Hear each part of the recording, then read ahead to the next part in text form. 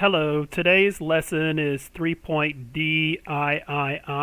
We will analyze a biographical text by recognizing patterns of problem and solution in the text. Or analizaremos un texto biográfico reconociendo patrones de problema y solución en el texto. Problem and solution, here just an example of it, would be a dog chewing up toys or chewing up furniture or clothes and other things in the house. A solution to that problem would be making sure that it has toys and other things to chew on so it doesn't chew on your things. Another example here, it says, Jonah's mom had been having a hard time at work. Jonah wanted to make her favorite kind of cookies to cheer her up. Unfortunately, there was not enough sugar to make the cookies. Jonah thought of asking his mom to drive him to the store, but she was studying for her night class, and he did not want to disturb her. He decided to ask their neighbor, Mr. Chu, if he could borrow some sugar. Luckily, Miss Chu was home and had plenty of sugar. Jonah's mom loved the cookies, and so did Miss Chu. I'm sorry, I said Miss Chu instead of Mr. What problem did Jonah have? The problem is that he wanted to make his mom cookies, but there wasn't enough sugar to make the cookies. And then, therefore, how does he solve the problem, or what is the solution to the problem? He decided to ask his neighbor, Miss Chu, and Miss Chu was home and had plenty of sugar.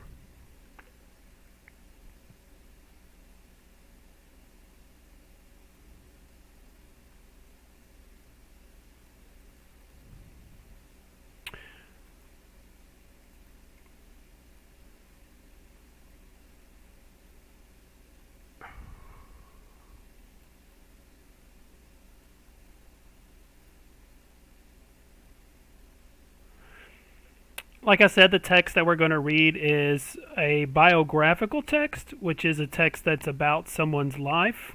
As you say here, a biography tells about a real person's life. An author of a biography writes life events or experiences of someone else. Biographies usually take place during a real historical time, tell about a person's life in time order, and give facts and details about the person's life.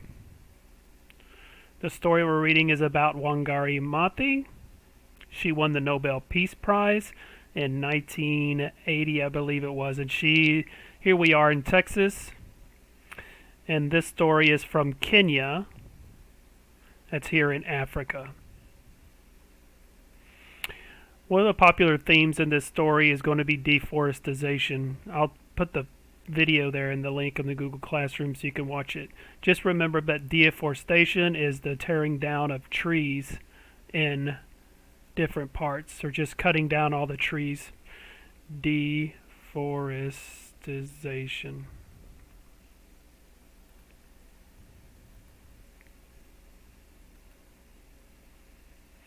Some of the vocabulary words in the text, we have ceremonies, which are formal, religious, or public events. Like we have wedding ceremonies. There's religious ceremonies that are different depending on where you live. There's graduation ceremonies, when someone graduates from high school. And we have also presidential inaugurations, which will have a ceremony today for Joe Biden being inaugurated as President of the United States.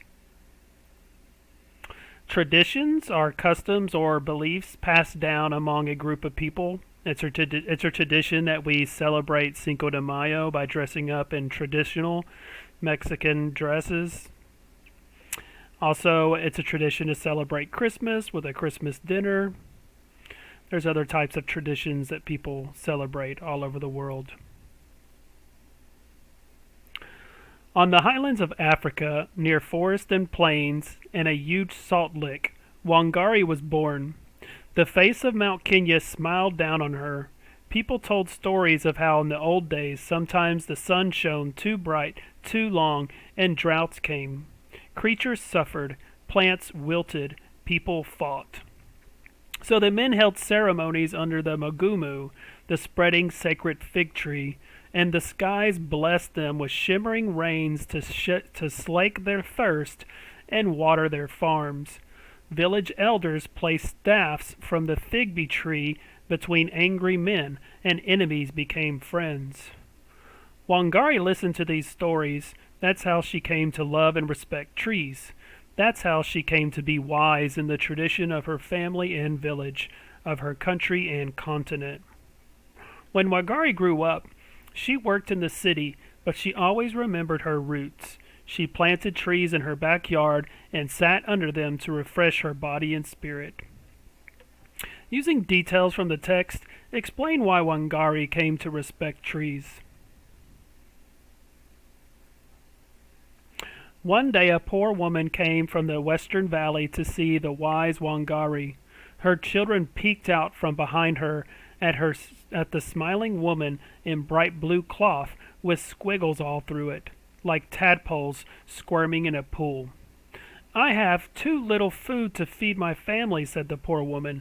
There is no longer a job for me in the timber mill, and I have no other skills. What can I do? What is the poor woman's problem as described on page 138?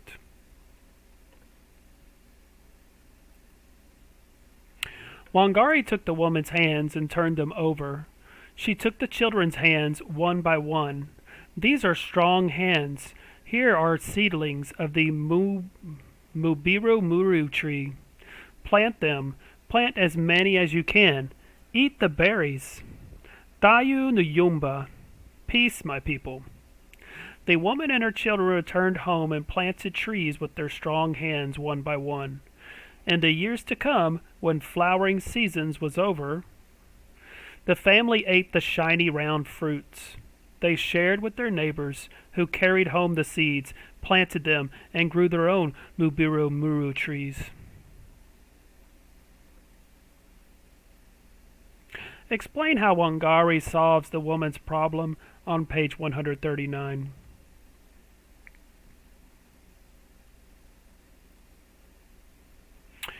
Also, use details from the text on page 139 to explain what a Mubiru Muru tree is and what it is used for.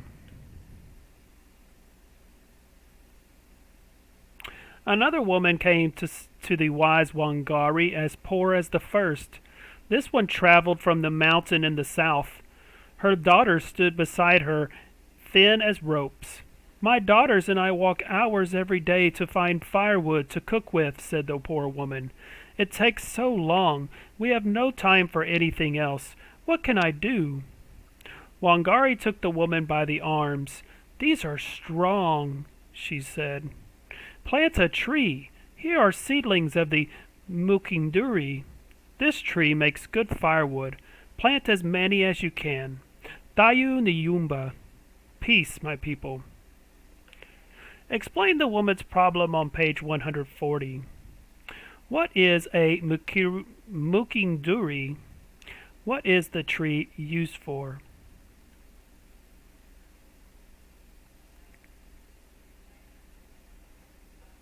The woman and her daughters planted those seedlings. In time, the trees grew huge with many wide branches. The woman and her daughters cut branches for warmth. They shared new seedlings with their neighbors, who carried them home and grew their own mukinduri trees. Word passed from woman to woman until all over Kenya women knew about the wise Wangari.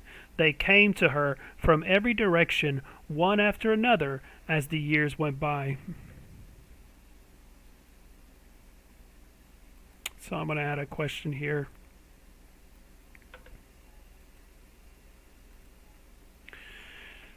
Explain why women from all parts of Kenya came to see Wangari.